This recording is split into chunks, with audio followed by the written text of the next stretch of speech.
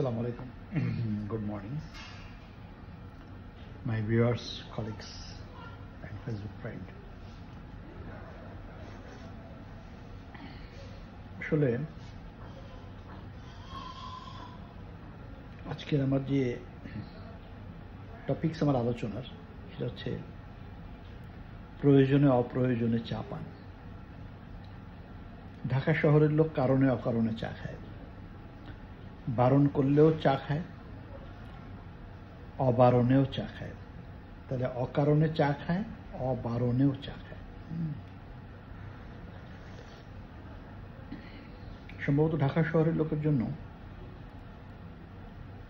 চা পান একটা বিলাসিতা।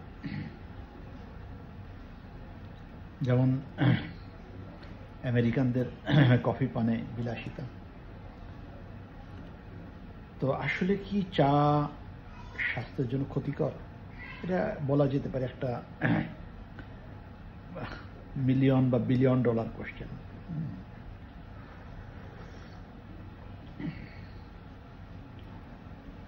অনেকে আবার বলে যে চা না খেলে ভালো লাগে না, এটা কোন নেশা কিনা। আমিও এ সম্পর্কে ভালো জানি না। আমি নিজেও বুঝি যে চা খেলে ভালো লাগে, তবে অবশ্যই সেটা কোয়ালিটি চা হতে হবে। চা যদি কোয়ালিটি চা না হয় তাহলে সেই চা এখন নেশা তৈরি হয় না। অর্থাৎ চা পানকে যদি আমরা নেশাও বলতে চাই তাহলে সেটাতে আগে ভালো লাগার অনুভূতি থাকতে হবে। চা পানসা চা, দুধ বেশি হয়নি, চিনি হয়নি, ওই ডায়াবেটিক মার্কা চা খেলে তো সেটা ভালো লাগার কথা না। সেজন্য ভালো চা নেশা হওয়ার পূর্ব শর্ত। অনেকে চা খায় ওই অ্যারারুট টাইপের চা আর কি, মানে একটু ভাতের ফ্যানের মতো একটুখানি দুধ দেওয়া, ওর মধ্যে চায়ের পাতি দেওয়া হয়েছে কি হয়নি, হলেও আধা চামচ বা কোয়ার্টার চামচ, এক পাতিলের মধ্যে হয়তো এক চামচ চা। তো এইরকম ওই মানে ভাতের ফ্যান টাইপের চা নিশ্চয়ই একজন চা প্রেমিককে নেশা জাগাতে পারবে না। অ্যাটলিস্ট চা খাওয়ার জন্য ভালো পরিবেশ দরকার, ভালো সঙ্গী দরকার। চা পানের জন্য ঋতুটাও ইম্পর্টেন্ট। যেমন এখন শীতকাল চলছে, শীতে চা পান নিশ্চয়ই গরমের দিনে চা পানের থেকে বেশি আরামদায়ক বা স্বস্তিদায়ক। তো এবং চায়ের নিশ্চয় দেখতে পাচ্ছেন দুধের একটা কালার হয়েছে। এই কালার যদি না হয় তাহলে সে চা আমি খেতে পারি না। এবং এই চা বানানোর জন্য আমি আমার অ্যাসিস্ট্যান্টকে স্পেশাল ইনস্ট্রাকশন দিই। আমি বলেছি যে 3টা টি ব্যাগ দিতে হবে।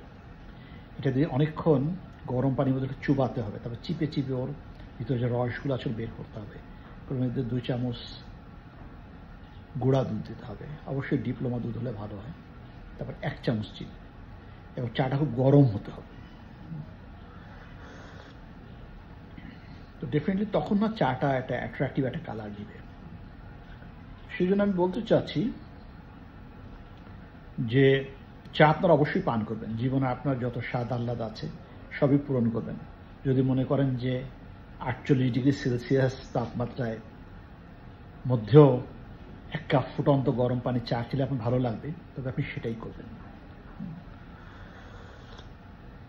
আর নিউ ইয়র্ক সিটিতে বসে 0 ডিগ্রি সেলসিয়াসে যদি 1 কাপ চা খেতে আপনার ভালো লাগে, তো সেটাও আপনি খাবেন, কোনো অসুবিধা নেই। জীবনের যে শখ সেটা পূরণ করবেন, যা আহ্লাদ আছে সেটা পূরণ করবেন। সেটা আমরা ছোটবেলায় শুনতাম যে ইন্টারকন্টিনেন্টাল হোটেল অর্থাৎ শেরাটন হোটেলে নাকি 1 কাপ চায়ের দাম 60 টাকা ছিল। 60 টাকা। তো জানি না সেই 60 টাকা খাওয়ার মতো ভাগ্যবান তখন কারা ছিল। হয়তো অত্যন্ত ধনী লেভেলে তখন যারা লোক ছিল। আমি মনে করতাম জহুরুল ইসলাম তখন বাংলাদেশের ধনী লোক ছিল। তো তারাই হয়তো বা শেরাটন হোটেল বা ইন্টারকন্টিনেন্টালে 60 টাকা দামের 1 কাপ চা খেত। তো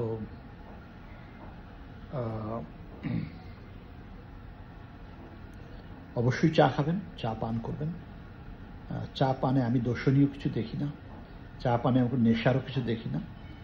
চা পান ভালো জিনিস। চা পানের মধ্যে অ্যাটলিস্ট কোনো নেই, কি বলবো, মানে সাধুচলিত মিশ্রণ বা গুরুচণ্ডালীয় কোনো দোষ তো চা পানে নেই। সুতরাং ছোটবেলায় আমরা শুনতাম যে এখন প্রবাদ ছিল, a cup of tea is joy for ever. তো সেটা অবশ্যই একটা মহামূল্যবান কথা। আর যে চায়ের প্রেমিক, চায়ে আসক্ত, সে যদি চা না খায় তাহলে তার ঘুম আসে না। হয়তো অনেকে বলে যে চা খেলে তো ঘুম আসে না। যে সত্যিকারের চা প্রেমিক সে কিন্তু চা না খেলে ঘুম আসে না। ঘুমানোর আগে এক কাপ চা খেলে তার ঘুম ভালো হয়। তো আপনাদের সবার ঘুম ভালো হোক। শুভরাত্রি, সবাই ভালো থাকবেন এবং অবশ্যই ঘুমানোর আগে এক কাপ অতি উৎকৃষ্ট গরুর দুধের ফ্লেভার্ড কড়া পাতি দিয়ে সুন্দর এক কাপ চা খাবেন। আর ওই জোকসটা মনে মনে চিন্তা করে হাসবেন, যে জোকসটাতে একজন লোক হোটেলে যে বলছিল যে সুন্দর একটা চা বানাও, বলে স্যার সুন্দর চা কীভাবে বানাইতে হয়, বলে দুধ বাড়াই দাও, বলে আচ্ছা স্যার, আর বলে চিনি বাড়িয়ে দাও, বলে আচ্ছা স্যার, আর বলে চায়ের পাতি বাড়িয়ে দাও, বলে স্যার সবই বাড়িয়ে দেবে, কম কোনটা দেবো, বলে পানিটা একটু কমিয়ে দিও। শুভরাত্রি, ভালো থাকবে।